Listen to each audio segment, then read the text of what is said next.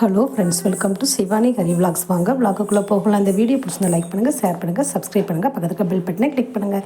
நம்ம இன்றைக்கி பார்க்க போகிறது மாவிளை தோரணம் தாங்க. விநாயகர் சதுர்த்தி ஸ்பெஷலாக வீட்டில் எப்படி ஒரு அழகாக டிஃப்ரெண்ட் ஸ்டைலில் மாவிளை தோரணம் பண்ணலாம். மக்கள் அதுக்கு மீடியம் சைஸ் இலையை எடுத்துக்கணும், முத்து நிலை எடுக்கக்கூடாது, அது உடஞ்சிரும்.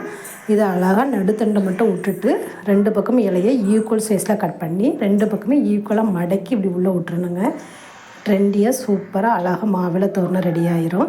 அந்த காம்பை அப்படியே மடக்கி நம்ம ஹேண்டில் மாதிரி அழகாக ரெடி பண்ணிடலாம். இருக்கிற மாவிளை ஃபுல்லாக இதே மாதிரி அழகாக ரெடி பண்ணிவிட்டு நம்ம பூ இருக்கலாங்க, செவ்வந்தி பூ, அந்த பூவை நம்ம நடுசாக சென்டரில் வச்சு நம்ம ரெடி பண்ணி வச்சிட்டோன்னா நம்ம அழகான தோரணம் ரெடி. அதுக்கப்புறம் நம்ம ஒரு கயிறுலையோ ஒரு நூல்லையோ கோர்த்து வாசலில் கட்டிடலாம். சூப்பராக இருக்கும் இந்த தோரணம். நீங்கள் வீட்டில் ட்ரை பண்ணி பாருங்கள். ஃபெஸ்டிவல் டைமில் இதே மாதிரி ரெடி பண்ணி வீட்டில் அழகாக நம்ம அலங்கரித்து வச்சிடலாம். இந்த வீடியோ உங்களுக்கு எல்லாருக்கும் பிடிச்சிருக்குன்னு நினைக்கிறேன். பிடிச்சிருந்தா லைக் பண்ணுங்கள், ஷேர் பண்ணுங்கள், சப்ஸ்கிரைப் பண்ணுங்கள், பக்கத்துக்கு பெல் பட்டனை கிளிக் பண்ணுங்கள். அடுத்த வீடியோவில் பார்க்கலாம். பாய்.